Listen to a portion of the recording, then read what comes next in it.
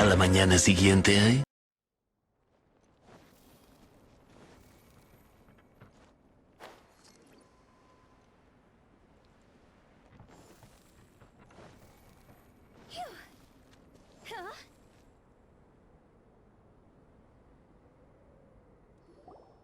Albedo! Traveler, Paimon. I suppose your story is ready. Yep. How about you? Do you need some more time? No need. I am also ready to tell my story. Paimon calls dibs! Paimon first! Please, go ahead. Okay, here goes. Once upon a time, there was an evil researcher who went into the mountains and did a crazy experiment on whopper flowers to transform their appearance.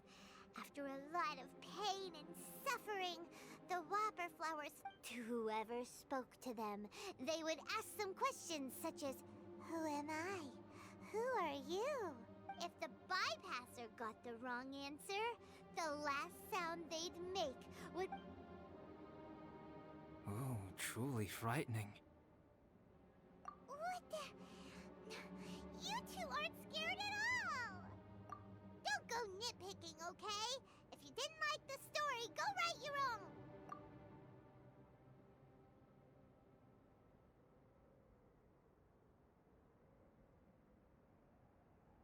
In other words, the whopper flowers would ambush and then completely replace their victims. And then what? Go back to where the person lives? Enter their home? Eat their whole family? Paimon made up this story, but now Paimon's the one who's scared by it. It's a good story. Oh, may I write it down? I may bring it up in future conversations. What for? Just to scare people with? Yes. You've got a real mean streak, Albedo. Mine is a little longer than yours. A great alchemist once created Subject 1. Subject 1 was her proudest achievement, and successfully blended into human society. No one ever would have thought that this friend of theirs, however, unbeknownst to Subject 1, the alchemist had tried the same experiment many times before he had come into being. Some of the rejects from failed experiments had been... Subject 2 was one such failed experiment. He was swallowed by a great dragon that came to rest upon a snow-swept mountain.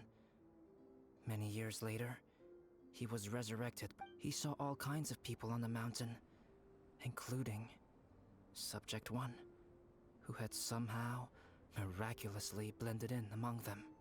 Never in Subject 2's wildest imagination had he thought it possible for experimental life forms such as they to deceive everyone so successfully. This was what Subject 2 wanted. Now, all that Subject 2 desired was to replace Subject 1 and take the joy of his existence for himself. This is giving Paimon the chills. Subject 2 began to unfold his plan. He stole Subject 1's books and notes and studied all that Subject 1 had learned from the alchemist. Subject 2 was highly intelligent. He changed his face into an exact replica of Subject 1's face. Then, he found a plant with mimicry capabilities and transformed it using And so, not only did Subject 2 transform his own appearance to perfectly match that of Subject 1, he also created a third entity. What?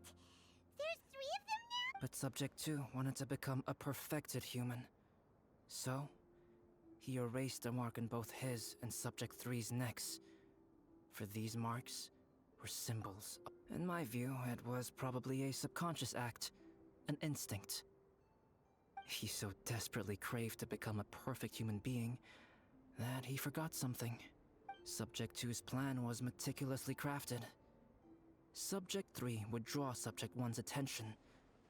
After Subject 1 disposed of Subject 3, he would assume the threat the next moment that Subject 1 was alone. Subject 2 would make his move. He would eliminate Subject 1.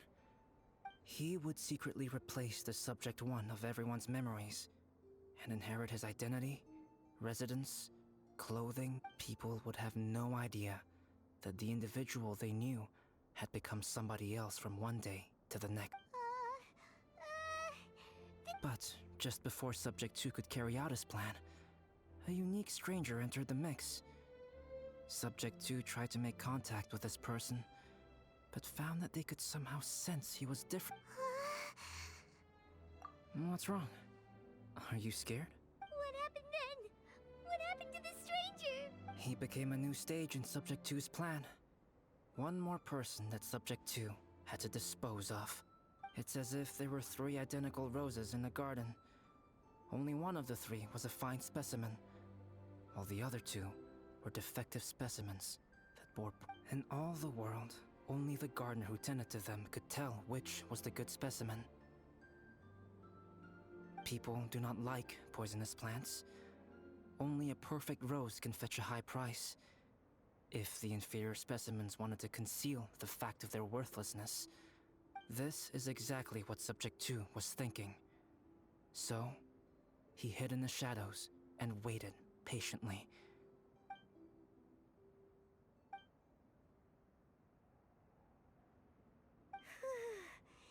That was intense! So what happened after that? Did Subject 2's plan succeed? Fortunately, it is just a story. And even in this story, Subject 2 did not succeed. But you can. Monsters mutated with Durin's power and blood are also creatures of Rhine-Daughter, just like me. You must beware of. I'm glad to hear that. It's okay. I know what I am.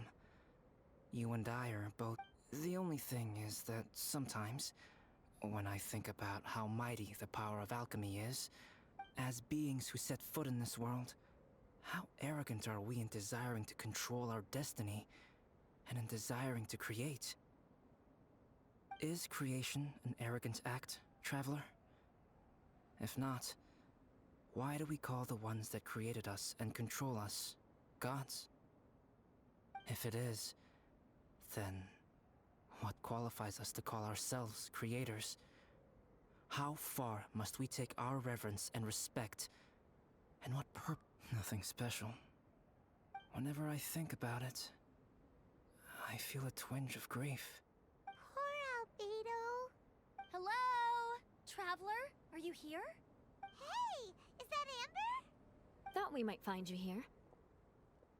We're here to deliver a message from Cyrus. There's gonna be a big event down at the base camp, and they want you there too, Traveler. Winter camp is nearing its end. Apparently, even provisional instructors are required to attend. Looks like we need to go, Albedo. Bye for Then I won't keep you. I have some things to attend to here, so forgive me for not. Don't worry about it. There have been no issues getting up and down the mountain recently. Is everyone ready? Let's not...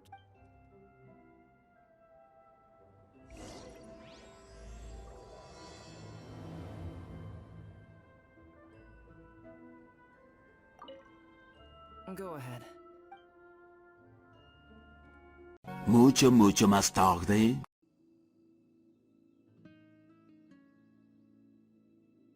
Allow me to introduce Yozerv. He's Joel's father. Con eso hasta un hombre adulto puede llorar. Dad, this is that traveler I was telling you about. The traveler's helped me out loads in the past, and this time we even built a snowman together. Joel has told me everything about you. I can't thank you enough. Wow, this is amazing! Wait a second. Why is Cyrus discreetly wiping tears away? And what does Pallid do? Pallid is the hero of the hour this time. Go on, Pallid. Tell us what... Okay.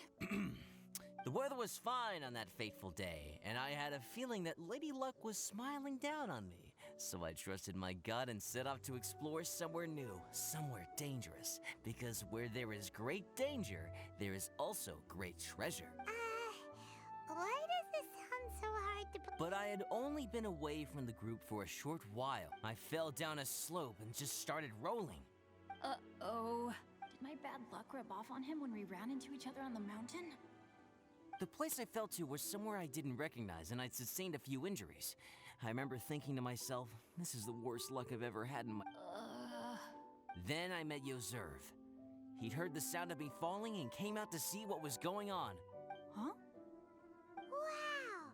So it was I thought he must have been someone from the Adventurers Guild here for the event, but after a few words of conversation, it was clear that he was having memory problems. He didn't even... The temperature was freezing, and there was no time to deal with all that there and then. So I convinced him to come back to the camp with me and figure everything else out after we got there. We got back to the camp, ran into Joel, and the moment he saw him, he froze for a second with this completely stunned expression on his face, and then he started crying out, "Dad! Dad!" My memory has still not fully recovered, but Joel and his mother, they are the only ones that I will not. Daddy. Daddy's right here, Joel. Daddy's right here. Yoserf, don't you remember anything else at all? The poor princess? Feeding the foxes? I'm sorry. I have no recollection. Maybe it's because of the head trauma. I woke up and found myself covered in blood. My things were gone, and there was nothing to indicate who I was or how I got. I crawled into a cave and settled in for a slow recovery. After my legs and feet were a little better, my hunting skills were what kept me... Dad, I was so worried about... I'm all right now, Joel. Oh, don't cry. Daddy's not going anywhere. Oh, this is good. This is good. You know what, though? I definitely think my luck got worse after running into Benin on that mountain. I knew it. Ugh. No. I just meant if it weren't for you, there's no way I ever would have run into Yo. Besides, we got back safely, didn't we? So don't blame yourself. Maybe sometimes miracles can only happen when you... Palette. When did you become such a smooth talker? Huh? Am I? I was just... Oh, yeah. I want to say thank you to the Traveler, Uncle Cyrus, Auntie Eula, and Auntie... You all helped look after me, and I will always remember it. But I guess I can't take the snowman with me, or it'll melt once it leaves Dragon... Oh, I can help with that. One moment. Huh? Eula? Here, take this. It's powdered rime. Just add it to your snowman, and it will never... Wow! Really? Oh, this is awesome! Dad, I have an unmeltable snowman now! How can I ever repay you all? Thank you all. Thank you. From... Dad, I want to go move the snowman. Can we do it now, please? Okay. I'll be leaving with Joel now. I'm sure I'll see you all... Very well, very well. It's time for Palette and I to have another discussion concerning his... breaches of adventurer discipline. Huh? But Cyrus, I think I kind of made up for my mistakes this time. See you guys! Oh, I made this for you and Amber. Think of it as a winter souvenir. Aw, are you sure? This must be really Come on now, just take it. No need to make such a fuss. Wow! Now our snowman won't melt either! Great! You're welcome. Just keep it. Amber and I have some business to attend to now. See you! Everyone's gone! Oh! You know what? We've been on Dragonspine all this time, and somehow... Maybe we should try Timaeus again. He does seem pretty eager to please... 12 segundos después.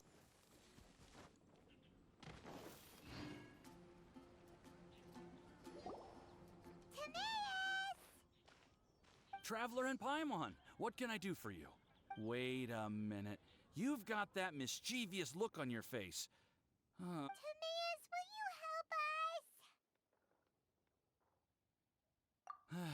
Well, if the Traveler isn't really interested, then, yeah, maybe I'll give this one a pass. No, but Paimon's Sunsetias are gonna go to waste with that. And the time it would take me to research something like that, I could probably pick those Sunsetias again 10 times over. New research project, Timaeus?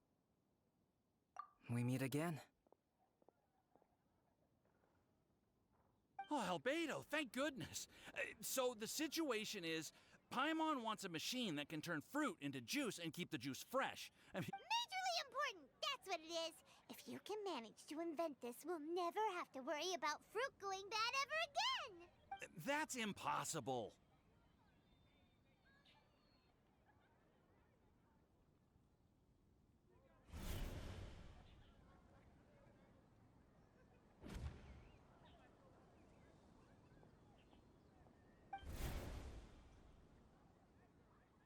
Turning fruit into juice is not hard, but keeping it fresh is more difficult.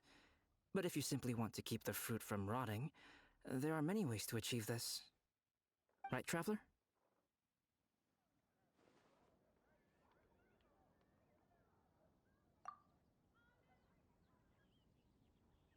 What about his neck? What's wrong? Is there something on my neck? From the look on your face, it's as if you thought I just played a practical joke on you that Albedo, you were saying, how do you stop fruit from going bad? Well, one way would be to bury your fruit on Dragonspine, where the snow never melts all year round. But then Paimon won't be able to eat that. You could always live on Dragonspine. No, too cold for Paimon. Or you can give the fruit to me, and I would take it to Dragonspine. But since you don't like the cold, you'd have to send someone else to pick them up when you want them. This is where you come in, Traveler.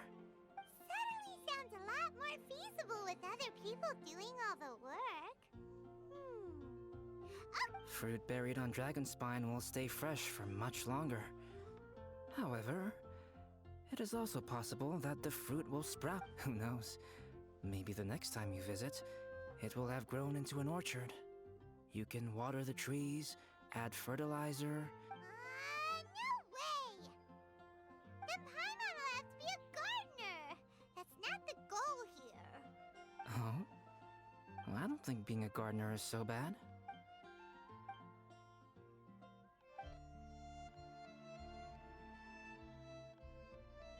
Albedo, stop trying to get your hands on Paimon's super sweet Sensenias! Of course it bothers Paimon! They are the rarest, super duper sweetest Sensenias ever! Okay, but they're just Senserias. I think you're only so when someone's pockets are full, and their spirit is fulfilled, they don't easily fall prey to this. Really?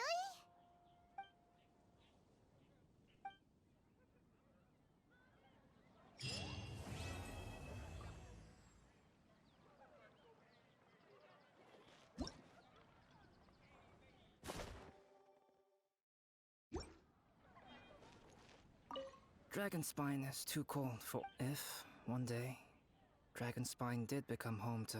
Life may exist in all kinds of unfathomable forms, and in all manner of unthinkable and.